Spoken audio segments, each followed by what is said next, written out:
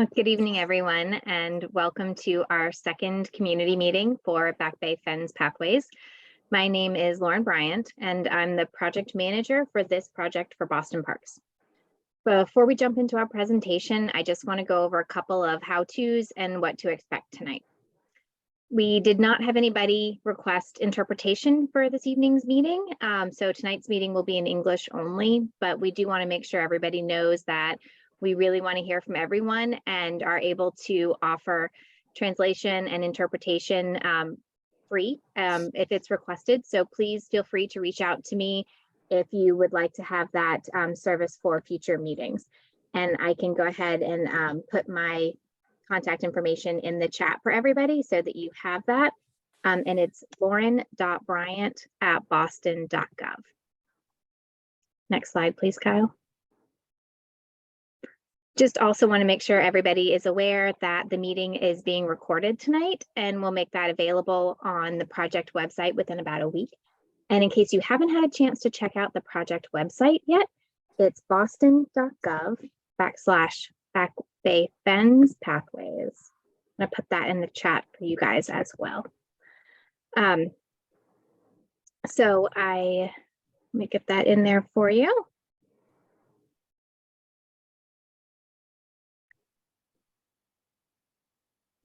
Okay, so thank you guys again for joining us. And in case you guys have any friends or neighbors who were not able to join us this evening, please feel free to share what you learned tonight and also direct people to that website so that they can view the recorded meeting when their schedule allows. So we want to hear everybody's thoughts, which is why we're here tonight. And there are several ways you can engage with us. We'll be sharing a presentation and we'll have an open discussion at the end. And if a question pops up during the presentation, feel free to add it to the chat so we can make sure to answer it during the discussion time. But please only use the chat for comments or questions related to this project. If you aren't as familiar with Zoom, at the bottom of your screen, you should see a text bubble icon. You can click on that and you'll be able to send us a message. And once we're in the open discussion portion of the evening, there's going to be a hand icon on the bottom of your screen. And you can click that, and in that way we'll know that you've got a question. And hopefully that takes care of all of our housekeeping information. Next slide, please, Kyle. So now on to the project. So first tonight, we're going to introduce the project team. We'll do a quick project overview and a summary of what we heard at our first meeting on site. We'll also share a presentation of the site analysis and get into the scope of the project. And then we're going to open it up for discussion and questions and finish with talking through the next steps of the project. Next slide, please. For those that may have joined a little late, my name is Lauren Bryant, and I'm the project manager for Boston Parks for this exciting park renovation. Christine Brandeo is our outreach coordinator, and she's a great resource for general park questions and park friends groups. Kyle Zick is our landscape architect and designer for this project from Kyle Zick Landscape Architecture, and also Mike Doucette from his office is here as well. Kyle's going to be leading our presentation tonight. We're also joined by Elena Saporta of Elena Saporta Landscape Architecture. So tonight we're going to be talking about Entrances and Pathways project at Back Bay Fens. This project is just getting started. We just started this summer. We're going to be looking holistically at the pathways and the connections of the different park elements, but not necessarily at all of the park elements themselves. We're going to be looking at both the condition and the accessibility of entrances and pathways. We're also going to be looking at site amenities that touch the pathways as we go through the park. Looking at site furnishings such as benches and trash receptacles, as well as drinking fountains and lighting. We're also going to be looking at tree health along the pathways. This project started out as just a pathways project. So if anybody read about it in the budget, when the budget came out, it was really just a pathways project. But several items have been added to the scope since the project was first developed.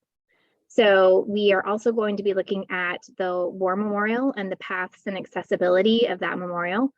We're also going to be looking at the O'Reilly Memorial and also a new Evans Way Bridge. Those last 3 items have been added to Kyle Zick Landscape Architecture's scope. So we kicked this project off with the first community meeting in the park back in October for a site visit. And I'm really sad to say that I was sick that day and was unable to join you guys. But I did get to hear a lot of input from Kyle and from Nate Frazee from Boston Parks, who was able to join and fill me in on a lot of great comments that we heard from the community. The design team and I have since then been reviewing the site conditions and working to integrate what we heard from you into the presentation we'll be sharing with you tonight. And then once we gather all the feedback from tonight, we're going to look into finalizing the scope and creating conceptual designs that best express the overall goals of the project and the ideals of the community. We're going to have a 3rd community meeting that's been scheduled for February 16th. To share our progress from where we go from here. If you didn't hear about this meeting directly from me and want to be on my mailing list for the next one, please feel free to email me or put your email address in the chat, or if you're registered with your email address, I can add you to my list as well. And don't worry, I don't share the email addresses with anybody else. It's just for this project. So after that February meeting, we're going to work to finalize, like I said, some of those designs. And then we'll move into the permitting and construction document phase. And we're currently aiming to bid the project in the fall of 2023. The current estimate of the construction is $6,300,000. But that was that original scope I was talking about in terms of the entrances and pathways project. So we know that that cost of construction is going to go up based on the added scope of the World War II, O'Reilly, and Evans Way Bridge, but we're not sure what that is. But as the project goes on, we can keep you guys updated on that. The majority of the funding for those additional items is not necessarily going to be capital funded projects. It's going to be through funding such as CPA, the White Fund, the Brown Fund, and also private donations. So next slide, Kyle. We also wanted to make sure that you guys know, in addition to talking with all of you and hearing what we heard at our first site walk, the design team and I have done a lot of outreach with a lot of local organizations and also a lot of internal city departments. And so this is just a quick look at some of those meetings that we've already had and meetings that we're working to schedule, just so that we all are on the same page and that we're working together towards a successful project.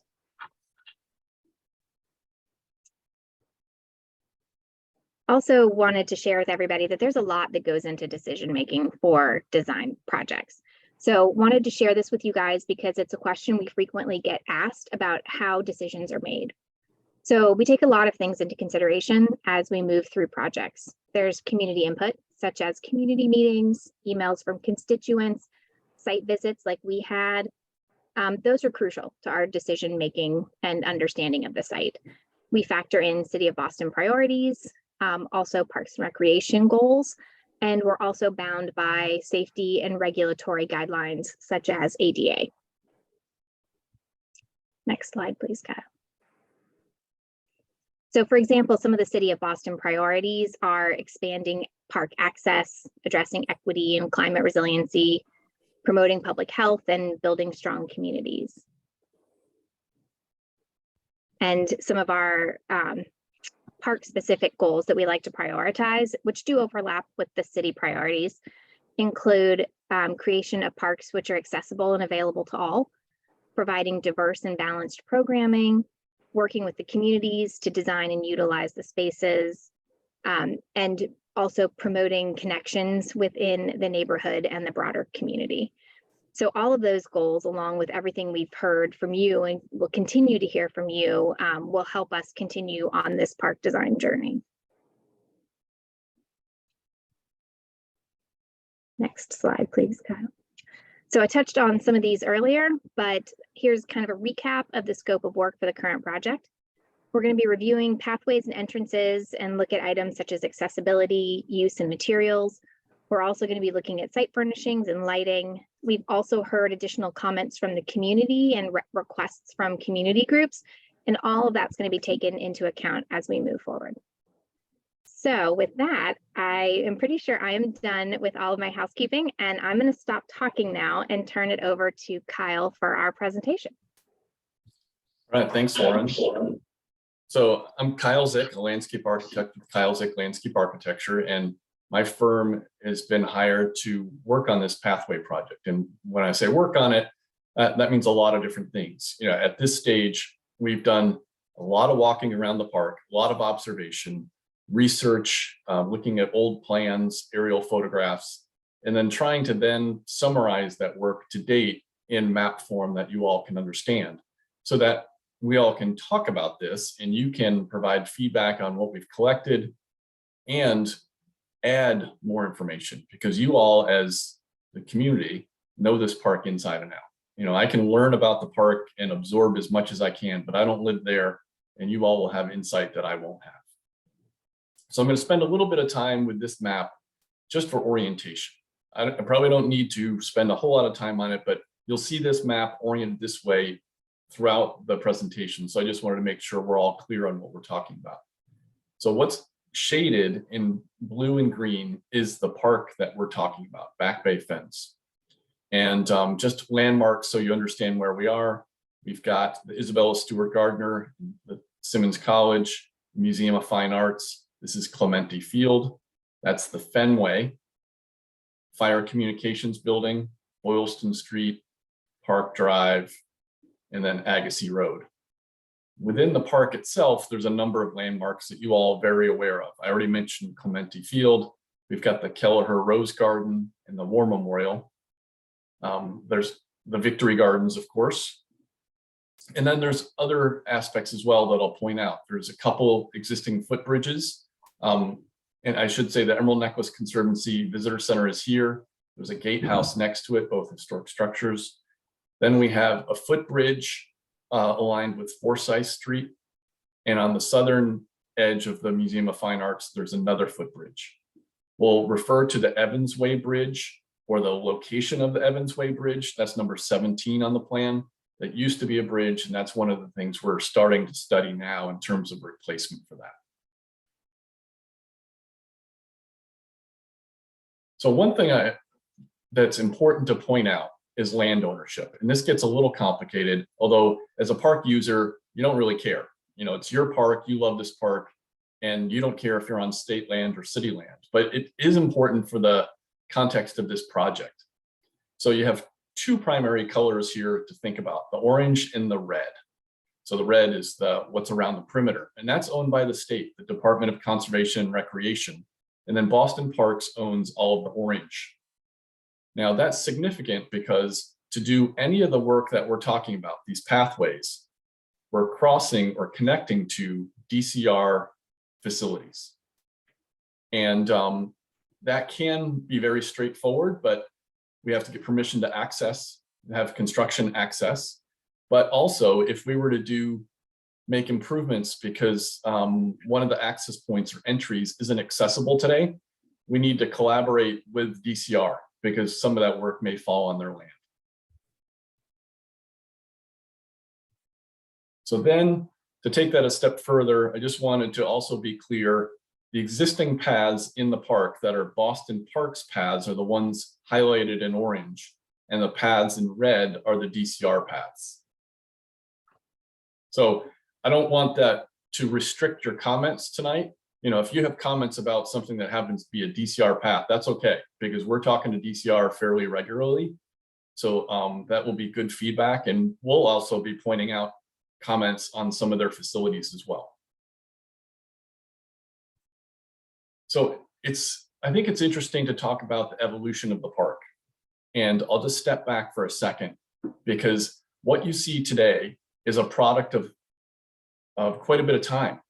You know, we think of the Emerald Necklace, and you know, it's the masterwork of Frederick All Olmsted and his firm, and he had a great influence on all aspects of the Emerald Necklace, including the Back Bay Fens. But what we see out there today is less a product of what he developed, and that's what I'm going to walk through in this next slide, because there's different influences over time that have then shaped what we see today.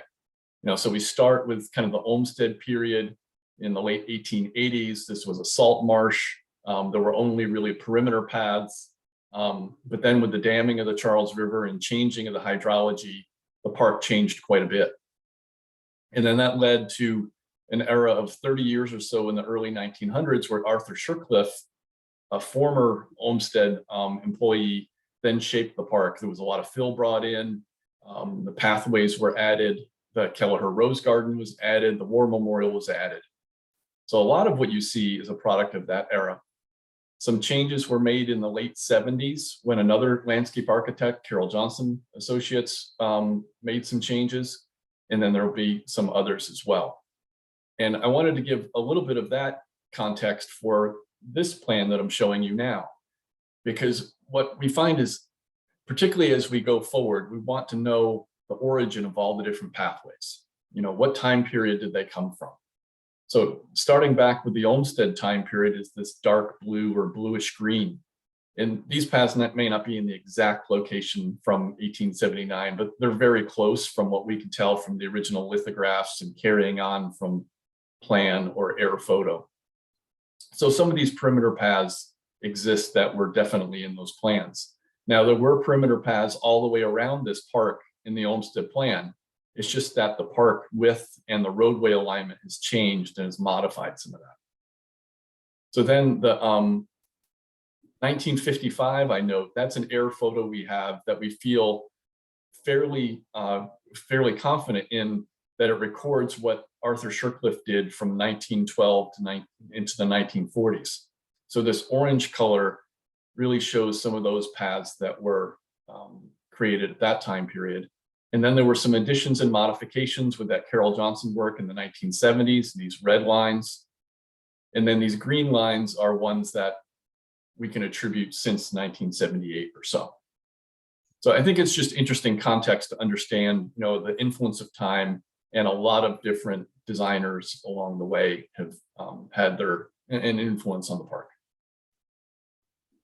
So then in the background, you may have seen me and my staff walking around the park many days, documenting the pathways in a lot of different ways. And this is just a sample of some of the data we collected.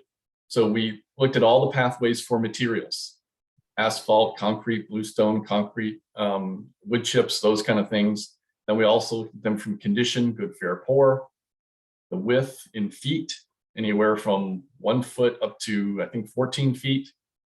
And then we actually measured some of the slopes to know if they're compliant in terms of ADA or MAEB regulations, and if that's a longitudinal slope or a cross slope. And we didn't differentiate between Boston Parks land and DCR because we thought it was so important to have all that data. So we have all of that now. Then we also didn't look at it just from physical properties during the day.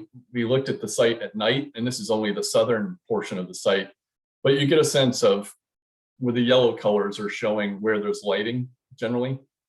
There's pretty good perimeter lighting around the park following the pathways. On a timer for special use for the sports fields and the courts, there's lighting. And then there are some paths that cross the park that are lit as well. That's the Rose Garden that follows to the footbridge that's at Forsyth. But the other footbridge is lit, but not the whole path. So I think some of that is, you know, it's an observation, not a judgment at this point. And we can definitely talk about what is the Boston Parks policy in terms of lighting parks and lighting historic parks, and you know, how that influences us going forward. We also collected information on all the site furnishings.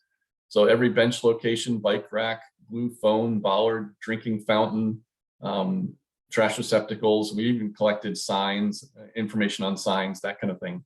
So we have photos of all the different types, and we assess their condition.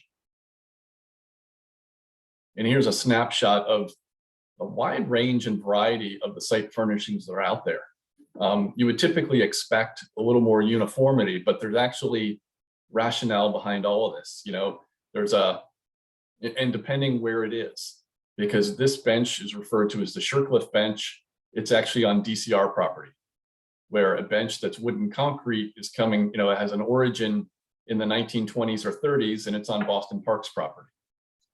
And then the bluestone is, or the granite or the stone benches are in the War Memorial.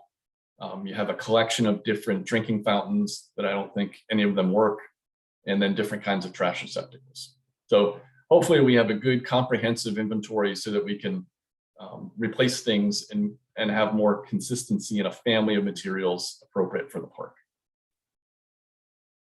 So then, to go a little bit beyond just what's out there, I want to give you a preview of the kind of things we're thinking about. So as we develop we get a land surveyor to survey the site, we'll be able to very carefully study the topography and where things are accessible or not. And we have a good sense already because we've put smart levels on the pavement and know that, but we can come up with the solutions when we have a site survey.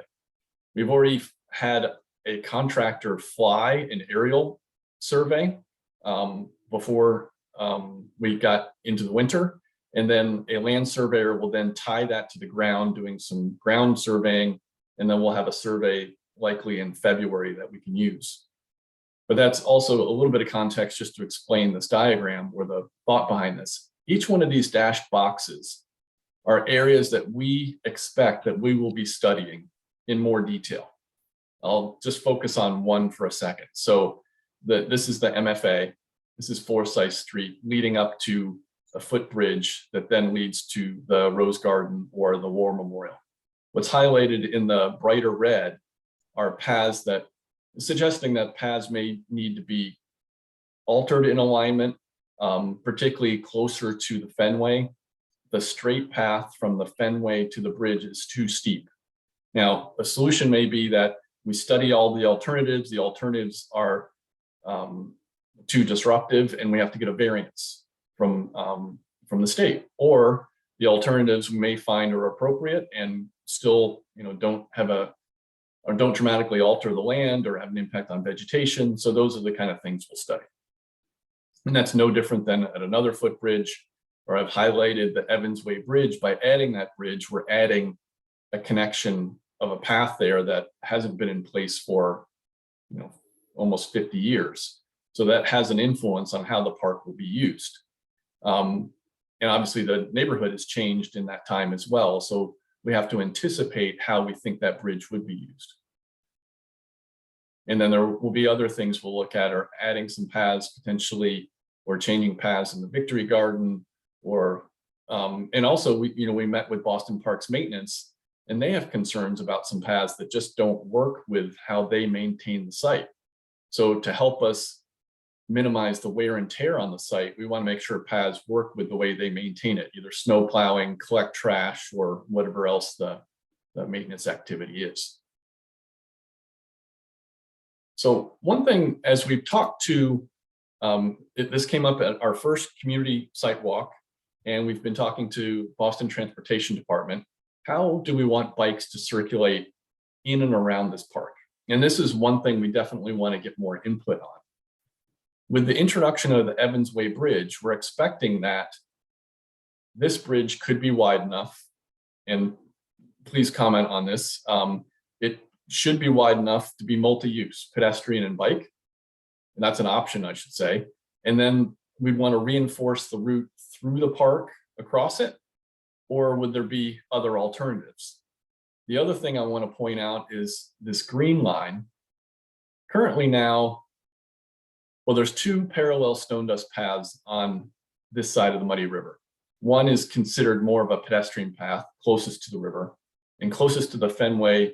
Informally, it's a multi-use path. Although since they're both stone dust, I think there's not differentiated much. But there is a thought that because of Olmsted's original idea was the path closest to the Fenway was a bridle path.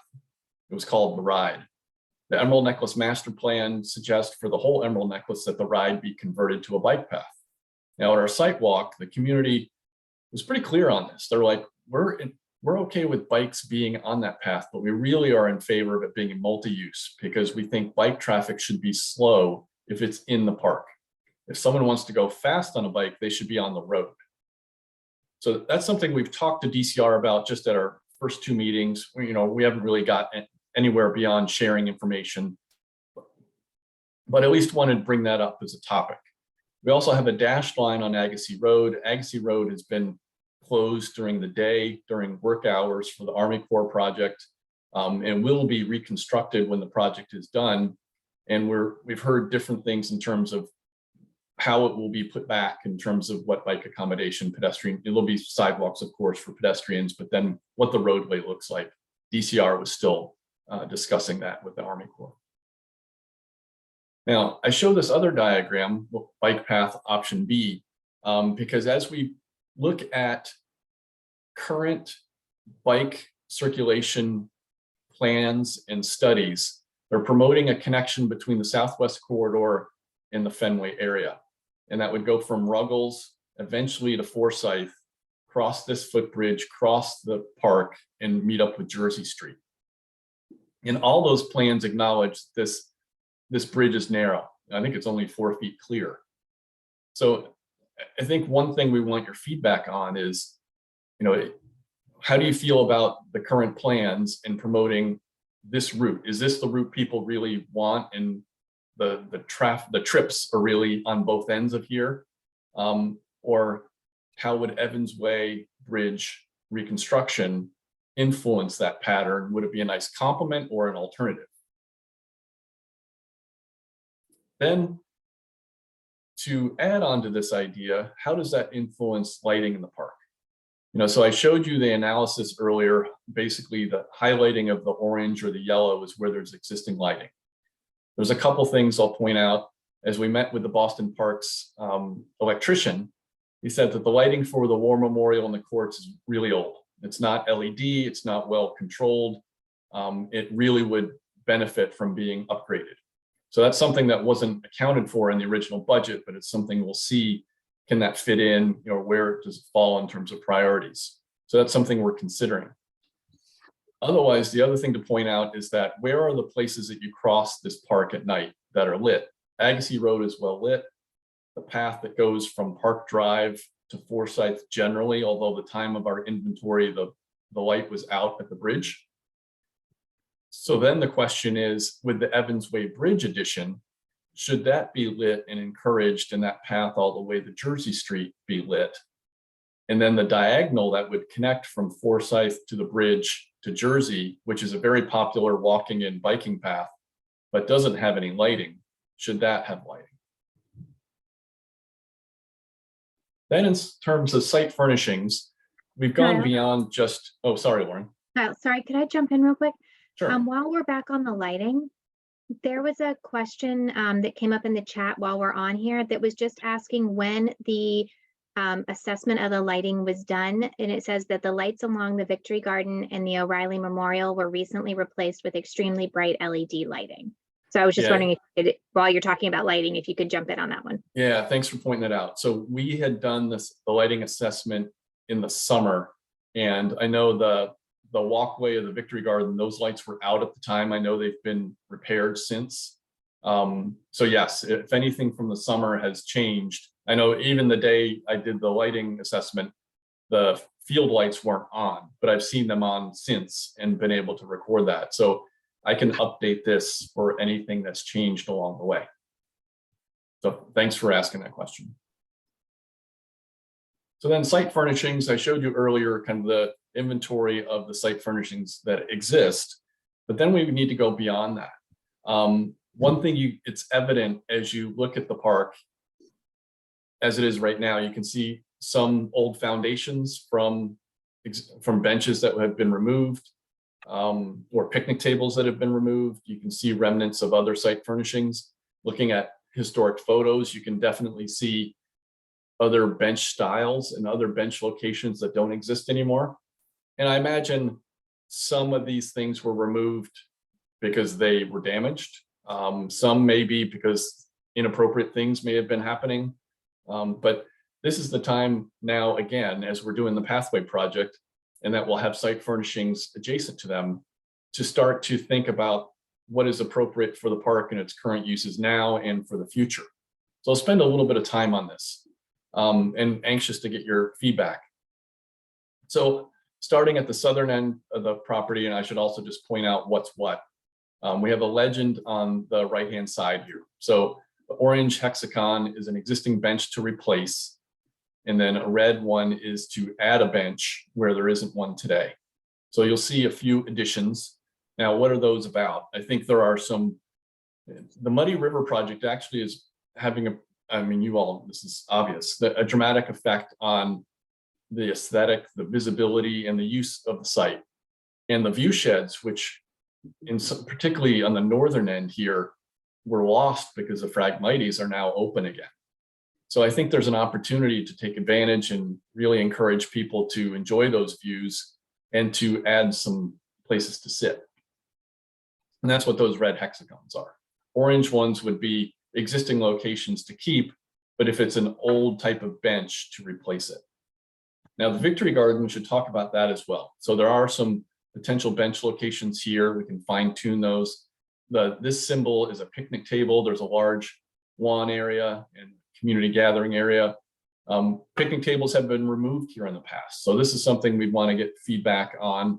It would be nice to have these here. I think they would get used, but then we have to think, will they get used appropriate ways? And then drinking fountains, all the locations that we have will replace with the current standard that would have bottle filler, ADA spout, and potentially even a dog bowl. And then we were also talking about adding a drinking fountain at the Victory Gardens where there is not one now, but there is water there. And bike racks will be something we'll look at. There aren't many bike racks here now, so you would have to think about what are the different destinations. There's currently bike racks at the Emerald Necklace Conservancy. Where else? But it would make sense to have them near the courts or near the field house or at the Victory Garden, but that would be good to get your input. Vegetation is a topic we could spend a whole meeting on, and maybe we will in the future.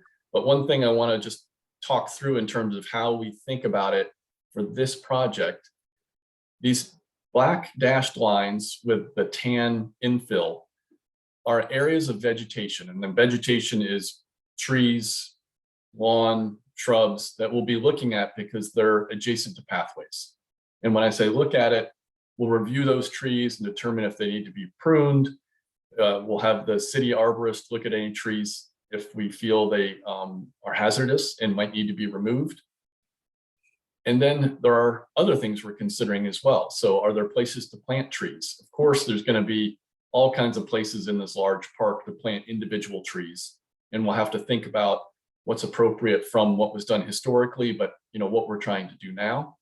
But there's big gaps in some areas as well between Clementi Field and the courts. There's a lawn area that doesn't really get used formally or informally that really could be a nice separation and add some shade here. And then there's also some places that shrubs could be added. This red oval is a bank on the Muddy River right near that northern footbridge that's fairly bare, that would benefit from some planting. And then vegetation management. These red bars are places where shrubs, likely shrubs from the Surecliff era, are overgrown, overhanging the pathway and causing either pedestrians, bikes, or even maintenance vehicles to go off the pathway. And you see the ruts in the wear opposite these shrubs as they're changing pedestrian patterns. The other thing I wanted to point out with some of the Army Corps work and some areas being closed off, the grass has been able to grow. And some areas have actually turned into like a goldenrod meadow. So we'd like to get your input on that. Is that a good thing? Or where it's happened a little bit by chance, but here's an opportunity to reduce the use of fossil fuels in terms of mowing. There's also a benefit in terms of pollinators, but then let's talk about the aesthetics and the potential issues in terms of trash or whatever else it may be. There are a number of pieces of art within the park, and Lauren mentioned the different stakeholders we've talked to. She met with the Arts Commission, and they've already done some work at the O'Reilly. Burns obviously was recently moved to the park again. And we have the Carol Johnson report from the 1970s, and they point out the settlement in the bell at that time. And I know at our community walk in October, someone said, have you seen the bell? The foundation, there's something going on there because it's not level. So it's like the same observation from 1978. And then looking at the War Memorial, Lauren mentioned that scope would be added to the project. So the Brown Fund or others could look at conserving some of the bronze, and we'll look at the pavement and that kind of thing. And Kyle, So, while we're on this slide yep. as well. Oh, you muted. Oh, sorry. Yep. Marie put into the chat that there's also a Catherine Lee Bates memorial marker on Agassiz Bridge. So we should make sure that we add that to our inventory as well. Okay, we'll do. All right, so I've talked enough. I'm going to pass the baton to Elena Saporta, who will tell you about her thoughts on the Evans Way Bridge. Good evening, everyone. Yes, I'm Elena Saporta. Some of you may know me from, I was a designer of Rambler Park just down the street. So we recently secured a grant from the Community Preservation Act Fund to build this bridge.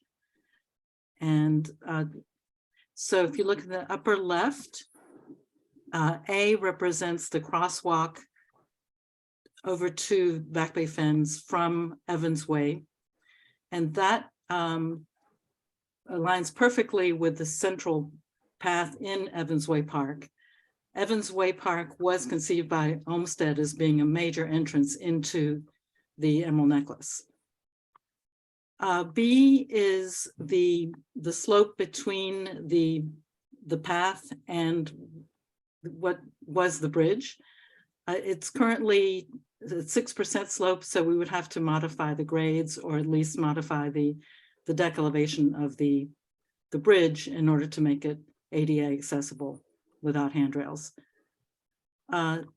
C is the location of the missing bridge.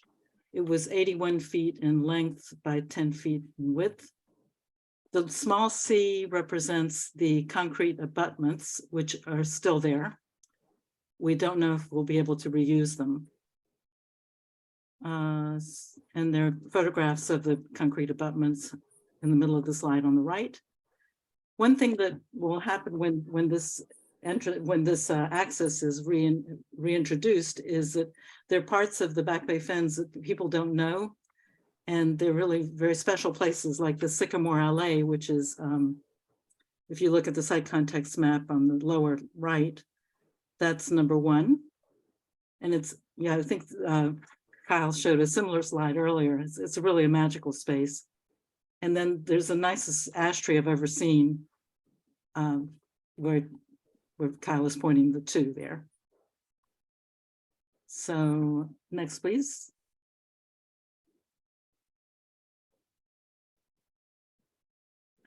So here's a bit of history of the missing bridge. On the upper left is a bird's eye view that Shercliffe drew of the entire end of the Back Bay Fens. It includes Clementi Field and the Fenway. And Evans Way Bridge is highlighted in red there. So just to the right of that is an early photograph. It's an undated photograph. And then the next slide, top right, is from the 1950s, looking across to Simmons. And then lower left is a photograph from 1971, which is part of the National Register application. And then you can see by the time that Carol Johnson did her report on the Back Bay Fens, the bridge was already in a state of disrepair. So that's around 1977. The bridge was burned sometime in the early 90s, and it hasn't been replaced. But what remained up until 2019 were the bridge piles. I guess they're called bents. So you can see this is taken from the Fenway looking towards Clementi Field. So next, please.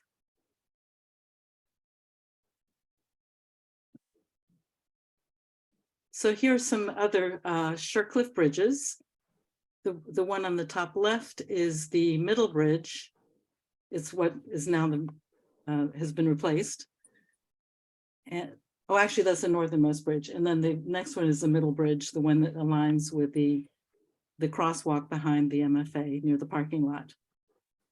And then Shercliffe also designed the Charles River Esplanade. And there are 5 bridges that are very similar in design that were also Shercliffe designs. So those are shown on the bottom 2 slides, the bottom 2 images. And they date from the 30s. The ones in the Back Bay Fens are from the decade before.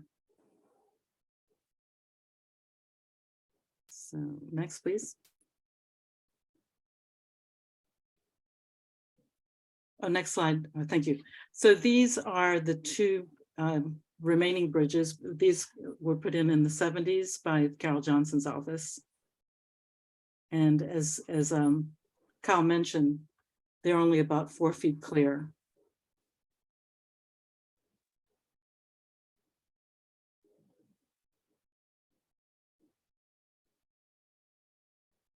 And here's some Olmsted bridges and Olmsted and associates of Olmsted bridges. The one on the top left is the Richardson Bridge on Boylston Street. Then there's the Agassiz Road Bridge, which is quite rustic, but with plants that were grown intentionally in the pudding stone walls. The Riverway Footbridge, top right, a bridge near Leverett Pond on the Brookline side, and Scarborough Pond Bridge in Franklin Park. So next, please.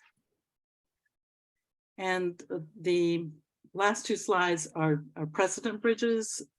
And really it's a mixture of all types of bridges, all styles, all materials. So at this point, we're still in the brainstorming stage, and we're keeping our minds open as to what the possibilities are. So here are a few examples. The Shercliffe Bridge, one of the Shercliffe bridges on the Esplanade on top left. This is the Fanny Appleton Bridge, which is next to the Longfellow Bridge along the Esplanade by Miguel Rosales. Example on the top right is from Philadelphia. It's a Wissahickon Creek Trail Bridge. Then we have North Bank Bridge in Cambridge with the Zakin Bridge in the background. And I included this one on the middle bottom row. It's kind of exciting. It's just down the road in Brookline. The Carlson Street Bridge is being restored after a 17-year long wait, and it should be open to the public in early spring of this year. Another example, Madison, Connecticut, the bridge. And last slide, please. And here are a few other examples. Atlanta Botanical Garden, top left. Mid-Coast Botanical Garden in near Camden, Booth Bay, Maine. Canopy Walk, Blick River, Cornwall, and the New York Botanical Garden. So, thank you. Thank you, Elena. So thank you all for being so patient. That was our time to talk. Now is our time to listen. I'll keep this plan up just for orientation for general topics, but happy to go back to any other graphic that might help points you want to make or feedback you want to provide us with. And thank you, Kyle. And before we open it up to new questions, there were a couple of questions still in the chat that we didn't get to. I tried to answer as many as I could, but Kyle, maybe I could read a couple of out and you could jump in. Sure. One of them was about fire department building being whether it was on city land or not, which it is. But the other one was a question asking about bike connection and what about a bike connection to Boylston Street, and that there isn't a proposed bike path on that side. And if we could take a look at that maybe and talk through that. Yep. Yeah, and I think that that's something that BTD, Boston Transportation Department, had talked about as well. And I think there are other plans. There's the Fenway Transportation Action Plan. And there's, of course, other plans that I mentioned that are thinking about this. And, I'm going to speak. I don't want to go too far with this because I don't know as much about this as others, but I think that's something that I'm glad people are commenting on that, and we'll have to just follow up with BTD and DCR, particularly how that connection can be made. I'm going back through as you're talking, Kyle, to see if there are others that I missed before we jump into any new ones. And I think I was able to respond to most of them.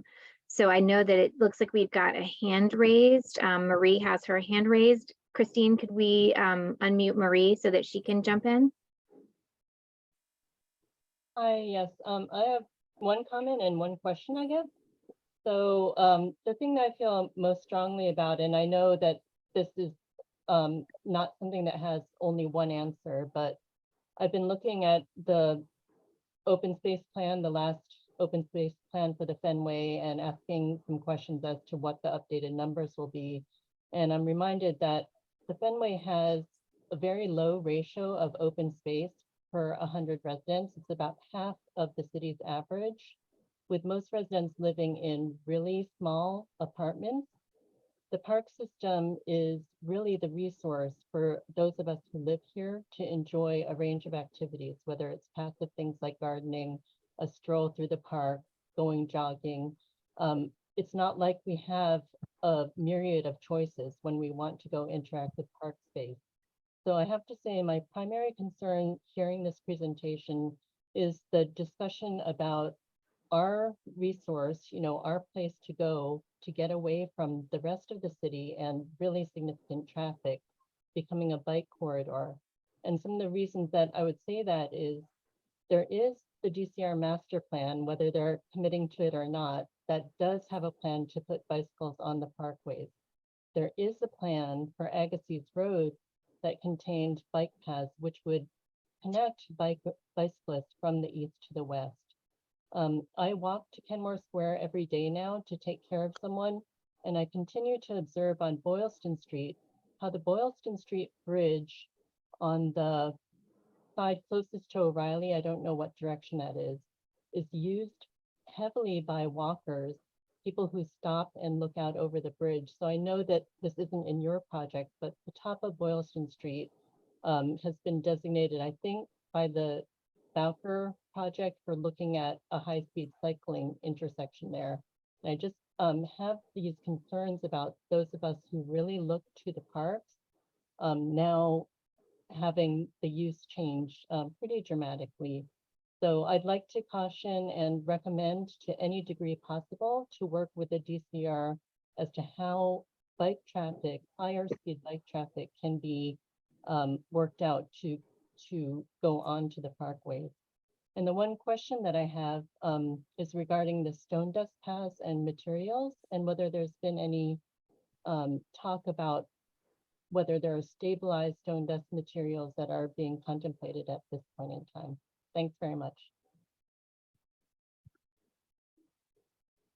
Thank you, Marie.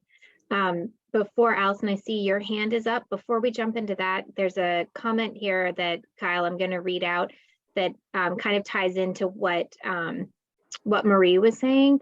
And the question is, maybe you could address some of this, is there any barrier as to why this bridge would not be built to the largest capacity possible?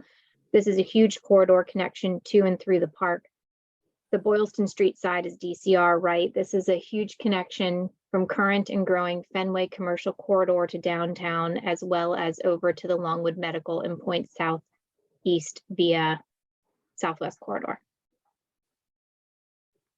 Yeah, so that question is about the width and capacity of the Evansway Bridge. Yes, Yeah. for the new bridge. Yeah. Yep. Which Yeah, I know think ties into what Marie was talking about as well. Yeah, I think that's a great point, and something we'll have that we need some feedback on, because that bridge could be solely pedestrian. It could be multi-use pedestrian and bike. Likely we wouldn't size it for emergency vehicles or parks maintenance, that kind of thing.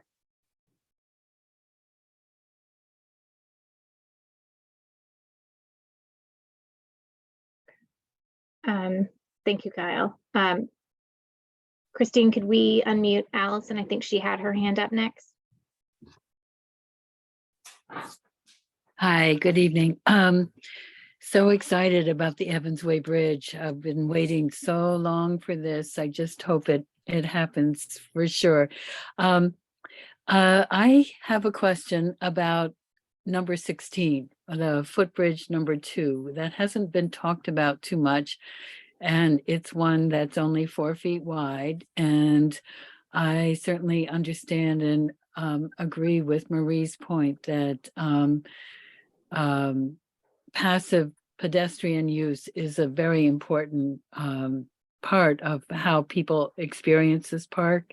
And so these narrower footbridges are important, but I'm wondering about the access to that bridge. And it wasn't spoken about, but you mentioned the access from a crosswalk from the MFA parking lot. And obviously that's a very steep grade slope that people slide down. And I just wondered if you could talk more about what will happen with that slope. And if we think about all these bridges together and how the uses are coordinated both with existing crosswalks on the adjacent streets and traffic signals and the future BTD bike plans for roadways, I think that will help form some background for making these decisions. I did also want to have reassurance that this project is getting more than just 3 meetings. I know typically the Parks Department design projects only have 3 meetings, and I think this Back Bay Fence deserves much more than 3. Thank you. And so Allison, thank you. I appreciate all of those comments, and I should have explained that during the timeframe slide. But we absolutely wholeheartedly agree with you that this project, even before we added in the World War II and the Evans Way Bridge and O'Reilly, was already looking at more than 3 meetings because it is so important and there are so many constituents that we need to talk to. So we definitely will have more than 3. We're not sure exactly how many we're going to have yet because we need to make sure that we are talking to the right people and talking about specific things. We may end up having a specific meeting about the bridge. We might have a specific meeting about World War II. So we're trying to think about gathering a lot of information as a whole, and then we might break it up into more digestible chunks as we move forward. So thank you for pointing that out. And sorry that I wasn't clear on that earlier. And then Allison, Sorry, Kyle. your comment about this footbridge is an important one because that slope is very steep, and that's probably the biggest challenge in terms of some of the accessibility improvements that we will study. And on our site walk, the community pointed out this area particularly, and they said, crossing from the sidewalk at the MFA, it's difficult to see for a pedestrian to be seen by a driver on the Fenway because of the parallel parked cars and the curve. And then once you do cross, then you have that slope to navigate. So this definitely is an area we will study, and we'll have to coordinate with DCR since much of that area is their land.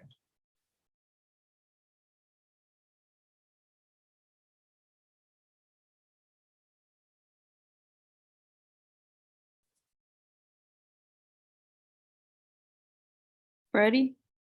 Hi, Yeah, there we go. Thank you. hi. Okay, so I've, been a part of this park for longer than most of you guys have.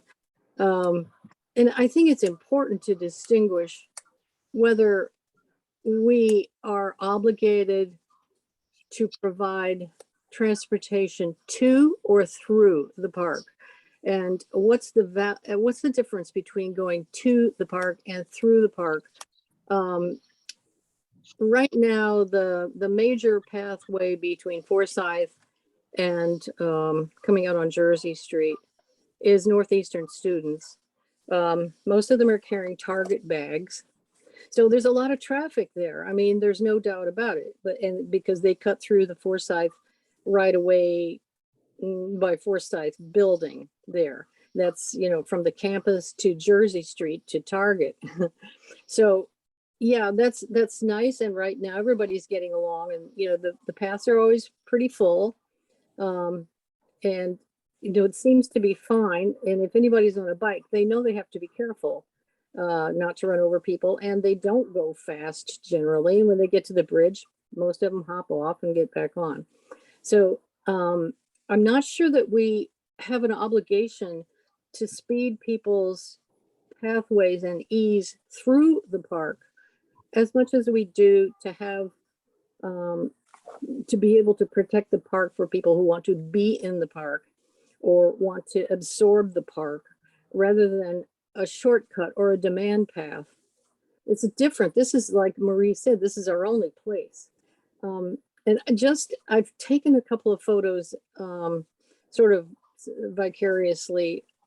So to talking about the area between 16 and 17, which is a very passive place. In fact, it's the only quiet place in the park because Evans Way Bridge is out.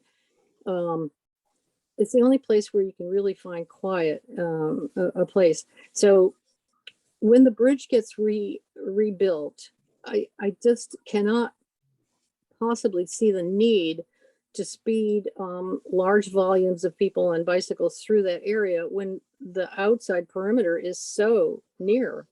And it's an acceptable place, that outside path, Stone Dust Path, part of its asphalt along the Fenway. And I think there's also the question or a plan about making that outer path asphalt also. So the separation, as Olmsted implied, that's the carriage road, which we kind of transfer as being the bicycle road or the mixed use road. So that area that I'm talking about, the very quiet, passive area that you can actually get away from somebody. There's a man that takes, I don't know whether it's a male or a female, but is pretty compromised physically. And that person takes the person in the wheelchair there and gives them exercises when the sun is out, even on cold days. And that's where he goes. And that sort of, to me, exemplifies the respite in an area where we need to be able to get away from the activity, away from the traffic, as was intended. And this was really informative to see all the changes over the years and people's interpretation of what they want the park to be, in addition of all those extra paths. This is quite eye-opening. So I think as much as we can, let's just halt all this very active encouragement of other than being in the park. Let's not encourage the park to be used as a demand path. That's just what I wanted to say, because as you know, any place where you can get somewhere sooner by cutting through somewhere is going to be the worn place. When there's accessibility that's just nearby and is formalized around the outside of the park, let's not carve up the park for everything that has wheels. So that's my comment. Thank you. Thank you, Freddie. I really appreciate that. And it's nice to have somebody that knows the park as well, to be able to talk through some of those things with. So I really appreciate that. Christine, can we unmute Kathleen?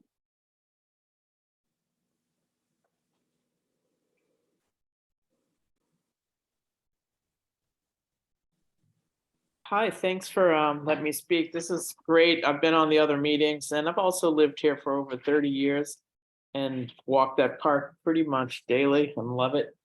I just want to echo pretty much the sentiments that Brady just said about the important, and is also Marie, the importance of this being a passive park. As you know, the Fenway building boom is insane. We're the densest place on the planet right now. And to have this passive space is so precious. And just to enjoy the beautiful ash tree, etc. I also agree that we should really make a lot of progress with the city. Now is the time to get these bike paths on the roadways, because that will force traffic to slow down, which it should, because these are parkways and they were designed for residential area, not not pass through.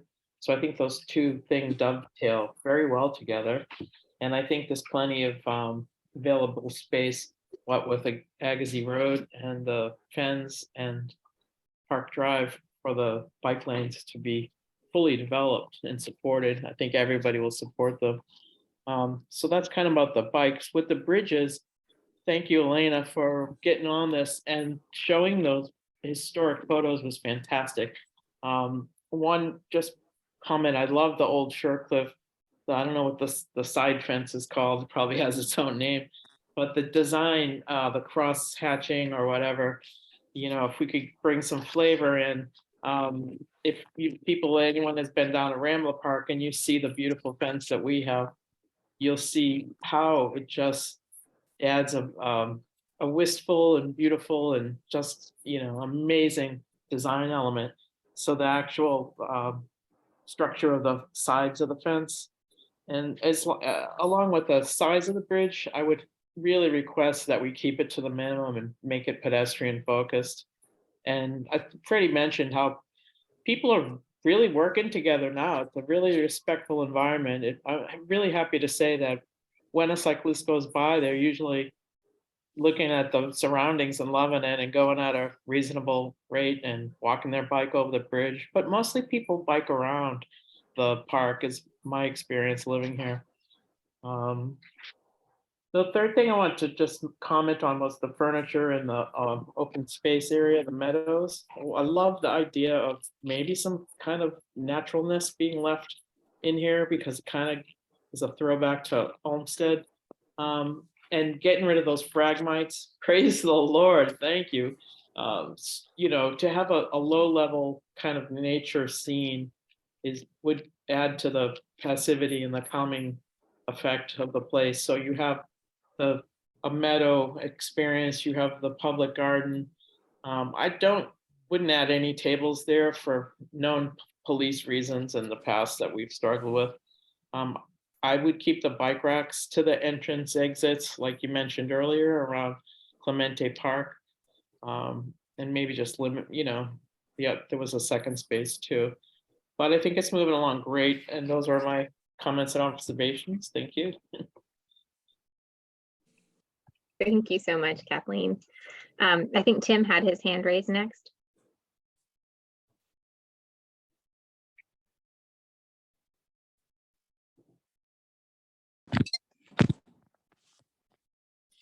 Hi, everybody. Sorry, I'm out on the deck.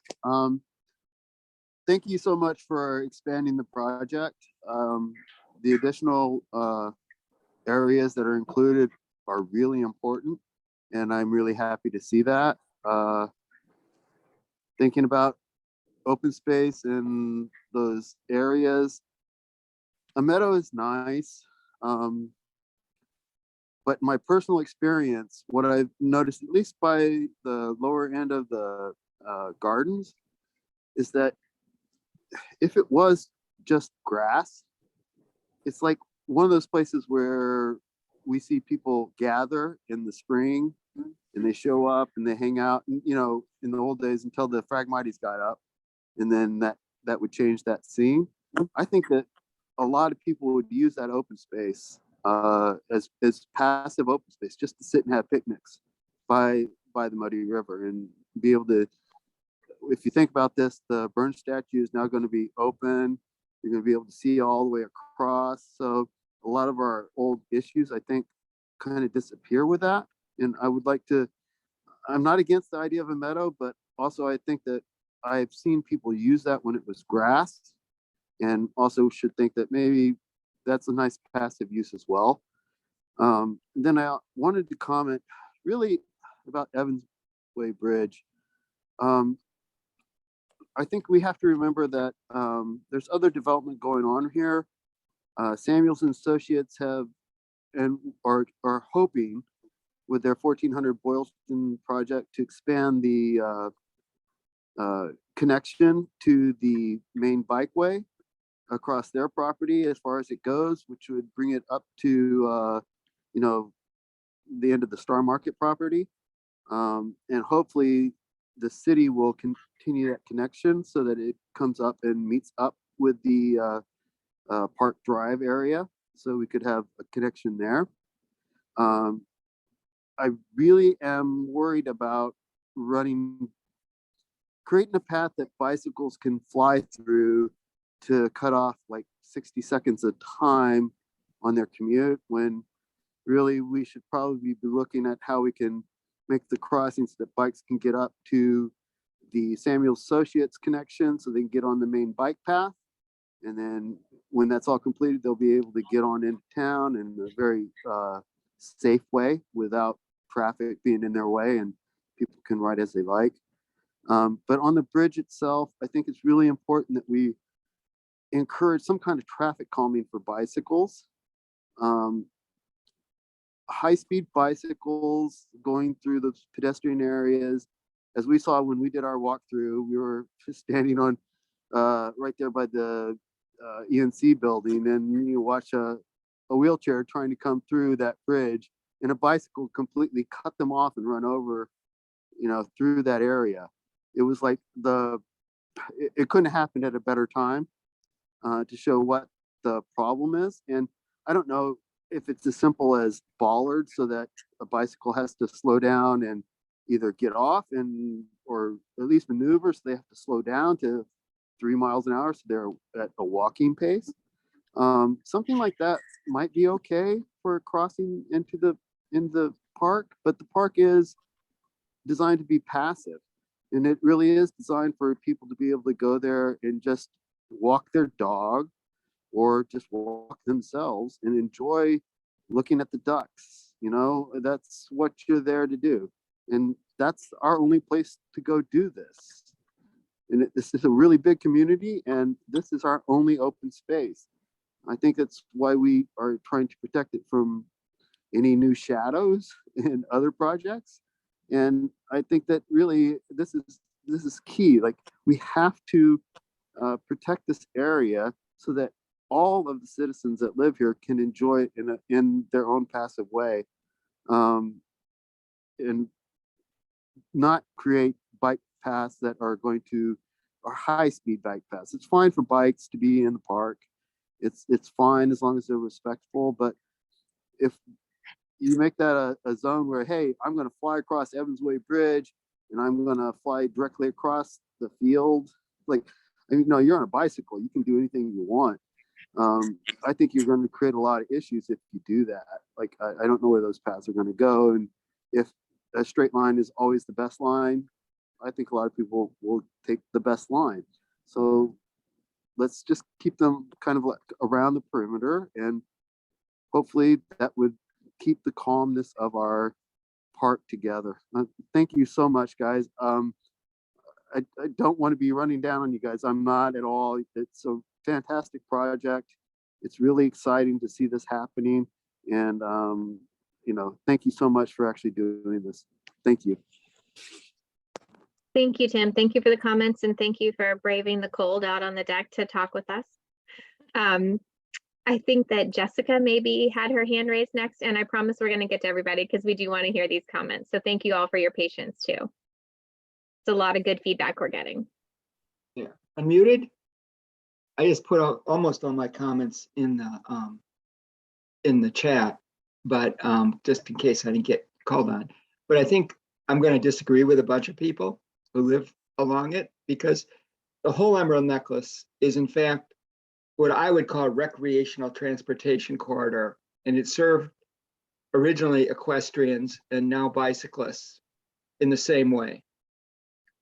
People ride it not just to go places, but to ride along the Emerald Necklace because it's a beautiful place to bike. I mean, I commute on it, I have to admit, and I go through to the medical area by taking the Forsyth Street Bridge and going down Jersey Street. But I'm a pretty careful person. I'm the president of the Neponset River Greenway Council, and I've been working on that for over 30 years now. And it serves the same purpose. Originally, the idea was we'll go from Castle Island to the Blue Hills, which is 13 miles. But most people don't do that. They go shorter distances. There are probably more pedestrians using it as a purely recreational rather than connecting place, but a lot of bicyclists, it's a destination place to go. And they don't ride real fast in my experience. So I think it's important. And I actually, on Thursday, I was walking along the, past where the new bridge is going to be up along the street. And it's pretty awful to walk in, let alone bike in. If it rains, the water hangs out because it's flat, which is good when it's dry, but when it's wet, it's not good. It has edgings, which are bricks or pavers, and they are uneven and stick up. And if you're avoiding a puddle, you often might walk into one of them because they're holding the water back from draining down the hill. So pavement's important there. The other thing I wanted to say is that paths that get a lot of foot traffic need to be sort of wide. Some of these are more wilderness trails, or you want them to be wilderness trails, and those don't need to be super wide because people will walk single file in them alone, or maybe more closely together. But anything where people are walking for transportation and they walk through every park for transportation, my feeling is the path needs to be wide enough that two pairs of pedestrian walking side by side, going in opposite directions, can pass each other, which means around 10 feet at least, and maybe 12. And that's just for walking, not walking fast, not doing anything else. It's just walking where you don't have to constantly get out of the way.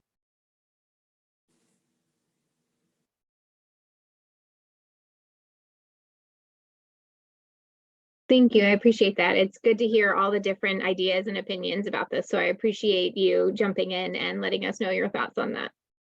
Thank you. Jack, I think you were next with your hand raised. Great. Yeah. Hi, everyone. I just want to flag a few things, but I first want to say just thank you for holding these sessions and for doing a lot of really thorough work on this area. I think it will benefit all of us in the shared space, so we appreciate it. So with so much attention going into this space, I want to flag a few areas that I would love to see more attention if possible, and I think we've discussed some of them, Kyle and Lauren. But the first and most interesting or pressing to me is 11 on the map. It's the Mother's Rest site. I know we've talked about it, but for people who don't know, that's a hillside that has seen a tough past decade, and it's had a lot of really difficult erosion, and things have struggled to grow there other than a few sparse invasives. But there are a bunch of beautiful oak trees with, really established canopy there. So at the Emerald Necklace Conservancy, which is where I work and what I'm representing, we want to think about how to protect those trees and restore that soil. And I know that you all already have so much on your plate, but any more attention that can be dedicated to that area would be really appreciated. I know it's something Elena has been an advocate for as well. So yeah, and I'm happy to continue conversations about that. I know it's come up in the chat, but there's been conversation, and Kyle mentioned it as well, about just coordinating with DCR. And I just want to say that the more coordination with DCR, the more appreciated it will be from our perspective at the Conservancy, whether it be the pathways around or trying to get more money and more attention to do comprehensive crosswalks and things like that for pedestrian safety. I think this is a really good time to be capitalizing on those types of things. So I appreciate it. The last little area, I think Parker may have mentioned it in the chat, but with attention going into Charles Gate and potential changes at the north part of the Back Bay Fens, I think that'll be an important area to keep an eye on. I'm sure you all are aware, but yeah, maybe we can have a separate conversation about what plans are or aren't in the works there. But I think that's an interesting piece of the puzzle. But I will leave it at that, and I appreciate everyone on the call. Thank you, Jack. And yeah, you're absolutely right. The coordination with DCR on this is going to be huge. And we've already had a couple of really great meetings with them. So I have a feeling that it's going to be a really positive collaboration. So that's a really good thing. And thank you for pointing out those other areas to focus on too.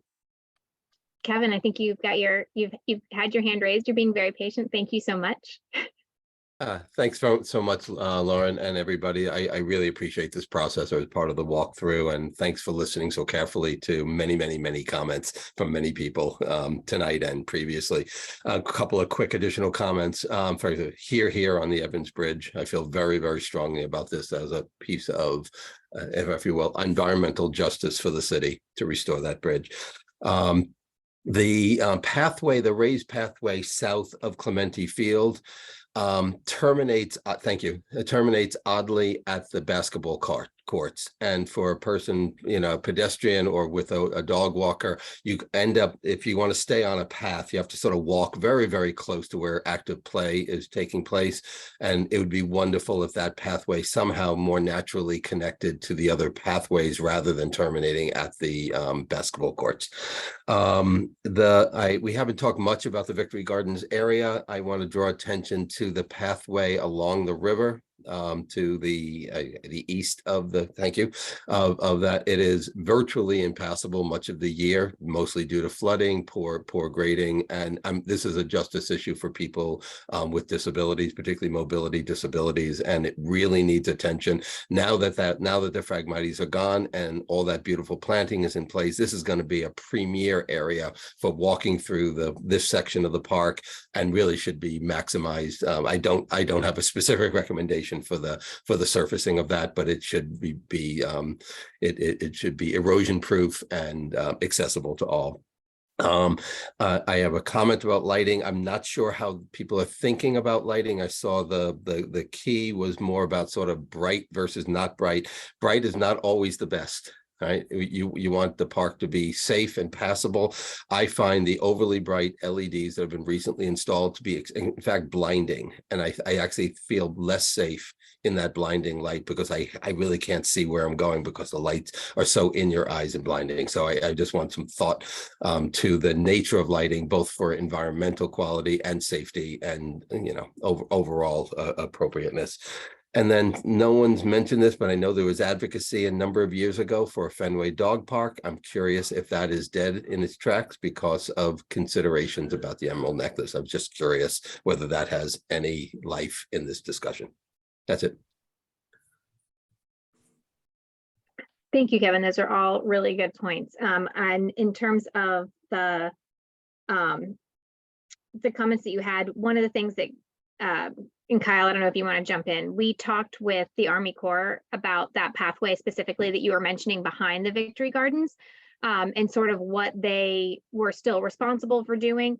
So it's definitely a pathway that we're looking at. And I know that with the work that's happened on the Muddy River, we're trying to get a hold of some of the new flood elevation maps and trying to kind of see if any of the changes that they've done are going to help with some of that flooding that's there. So that's something that we definitely are looking at. And I think in terms of your comment about lighting, so you're absolutely right. Our parks close at night. So other than when sports fields are turned on for specific activities that are happening, part of our policy is lighting for safety, not for evening use. So that is one of our policies for parks, is how we start to look at that. So we'll be looking at that with the police and with the rangers in terms of getting their take on that as well as we move into that process. And in terms of the dog park, that's the first time anybody has brought it up to me on this project. And so what I'd like to be able to do is go back to others at parks to kind of get the history of that conversation and to sort of understand more, where that came from and where that went. And so maybe at our next meeting, I can fill you in on what I find out from that. Awesome. Okay, wonderful. Well, thank you all. I appreciate all of the great comments. Oh, Kevin, that would be great if you do. Feel free to send that over. Does anybody else have any thoughts or any comments while we're here?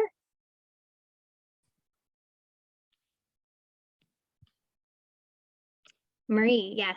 And let's see. Marie, are you unmuted?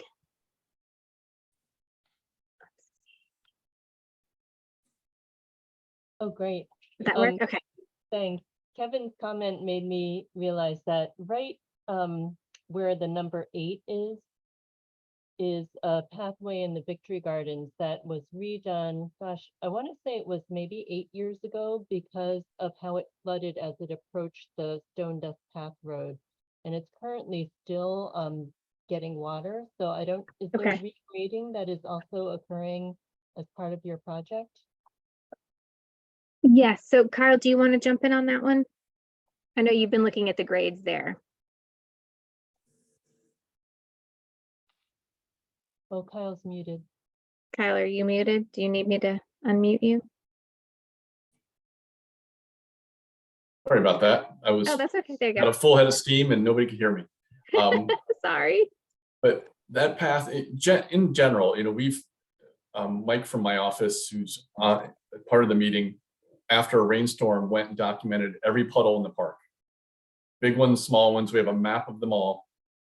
And Including where you have to walk off of the pathway in order to get around the puddle. They were very thorough. yeah. And we can also categorize them as which ones will be easily fixed by repaving and which ones require more work. So that's something that we'll definitely dive into, and we're aware of it. We do not want to leave puddles on paths as a result of this project.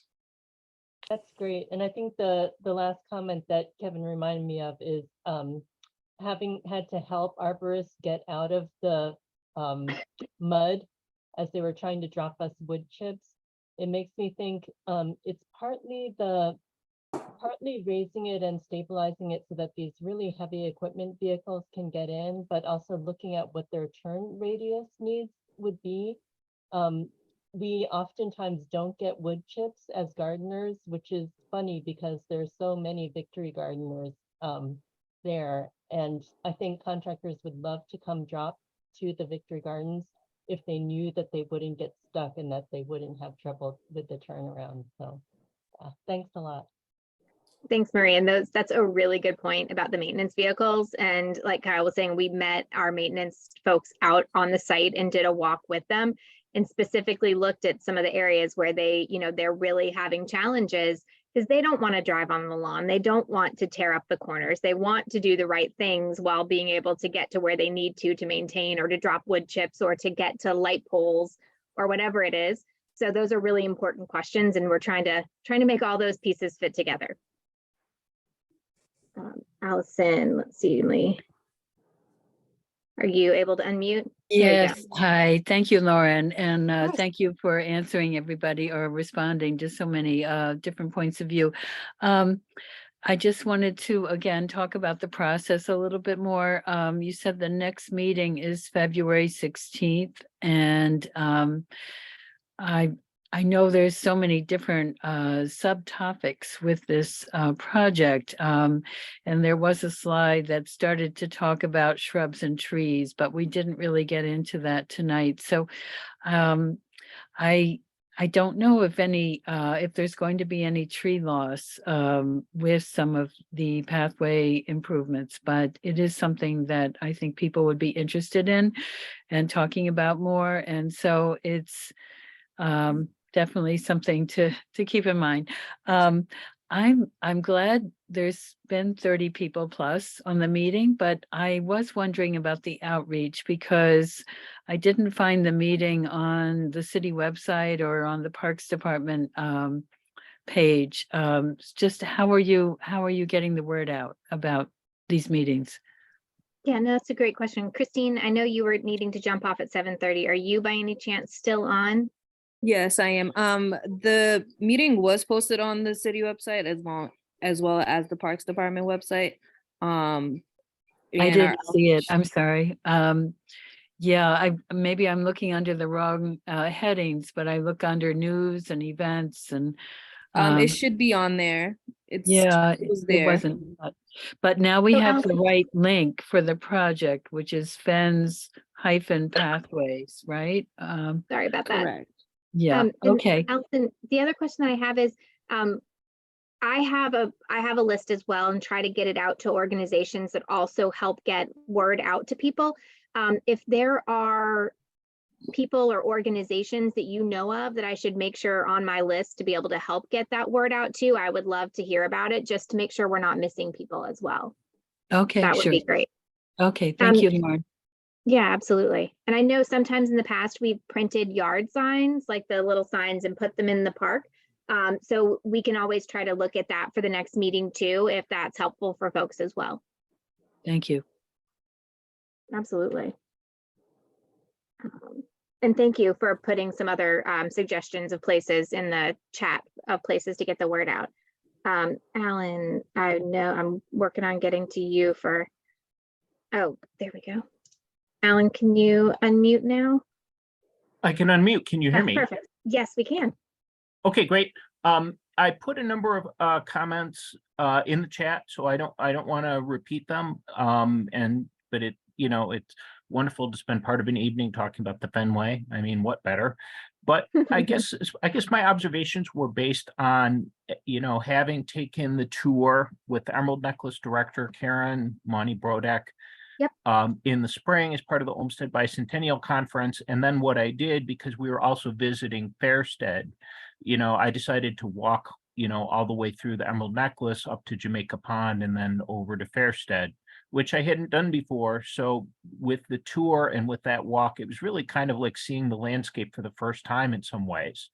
And so, my observations were based on that. And two things I was especially struck by. It was a cold day, but just how many people were out using the landscape for jogging. And so I think when it comes to bikes, bicyclists are always going to find a way to go where they want. Many of them will. So I think probably the name of the game is to give them as many safe alternatives as possible. And I think that probably involves, creating protected bike lanes, along the roadways. And then, but trying to ban bikes from certain areas is probably something, that's probably going to be difficult and, generate a lot of pushback. And the other impression that I had was just how consistent the design was, all the way from the Fenway up to Jamaica Pond, especially with the bridges. As one of the other commenters pointed out, that an essential element of the landscape, and just how much that they gave a sense of place, and that even though you were walking seemingly for miles and through different neighborhoods, you were still in the same landscape, designed with a consistent theme. And just a sense of the sort of pastoral sense that Olmsted intended. And so I think when you do new bridges in the landscape, I think you have to keep your eye on that as a paramount factor in choosing what kind of design that you want to use, so that you have this sense of coherence and not a sense of sort of a dissonance in terms of the design and the feel of the landscape. So my comments were all based on that experience last spring. And this is great. Well, thank you, Alan. I appreciate that. And I appreciate those thoughts of having been through that walk too. It's really nice to get that perspective on it. So thank you. And thank you for everything you put in the chat as well. Kyle, I don't know if you had anything you wanted to jump in on that one. No, I thought those are good observations, and I appreciate everyone's comments so far on such a broad, all the broad topics that we talked about, from bikes to bridge to pathways to gardens to soil conditions. Absolutely. And one thing, Alan, I was just looking back at the notes I was taking while you were talking, and when you were talking about the consistency from sort of park to park throughout the neighborhoods, it's one of the things that Kyle and I have talked about in terms of the Emerald Necklace master plan from years ago that we've looked at as well. And there are a lot of comments like that throughout the master plan in terms of site furnishings and other things in terms of that consistency. So I appreciate that comment kind of tying back in with some of the other elements we've been looking at as well.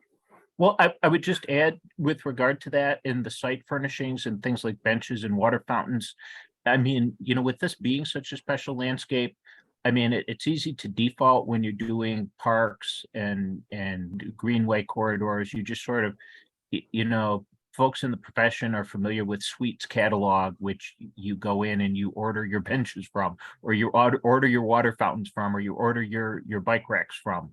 But I think, this landscape, suggests that you need something special, even if you're sort of, commission a special design, that's specially constructed or what have you. I think a landscape like this is worth that kind of effort. Yeah, I agree. And Alan, I'm not sure if you noticed recently, it feels recently, over the last few years, Kyle and I also worked together on the Jamaica Pond Pathways project. And one of the things that we did there was actually to take and create or pattern boards for the castings for the benches that are there, because we didn't have those anymore. And so that was one of the things that we did do. And so we do have those pattern boards. So in terms of the consistency, that's something that we can look at as part of that master plan thought process, because you're right, there is a special look to those and a special feel to that type of thing. Well, wonderful. Well, I just want to say thank you all again for your time. I know that it's a lot with Zoom meetings and there was a lot of information and a lot of content, but I really, truly appreciate all of you guys and your time and the comments. And we'll let you know and send out a Zoom link for that meeting on the 16th of February, and hopefully we'll see you all then. So thank you all very much.